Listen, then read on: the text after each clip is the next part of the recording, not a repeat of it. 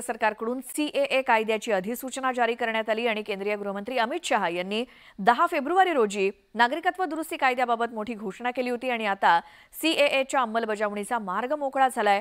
काही आठवड्यांपूर्वीच केंद्रीय गृह मंत्रालयानं यासाठी या कायद्याचे नियम बनवण्यासाठी एक समिती स्थापित केली होती।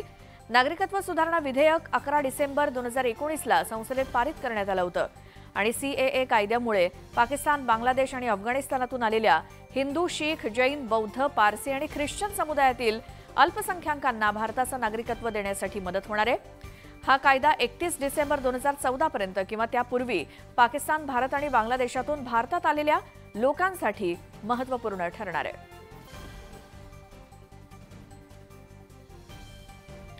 दरम्यान केंद्र सरकारच्या या निर्णयाचा शरद पवारांनी निषेध केला आणि केंद्र सरकारनं असा निर्णय घेणं म्हणजे संसदीय लोकशाहीवरती एक प्रकारचं आक्रमण असल्याची प्रतिक्रिया पवारांनी दिली।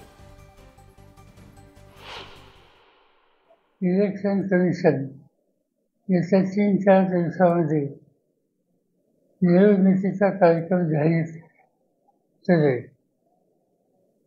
म्हणजे इतक्या जवळ निवडणुकीचा कार्यक्रम जाहीर करण्याची वेळ आली असताना अशा प्रकारचा निर्णय घेणं केंद्र सरकारने हा सरळ संसदीय लोकशाही पद्धतीवर एक प्रकारचं हे आक्रमण आहे आणि त्याच्यासाठी आम्ही त्याचा निषेध करतो।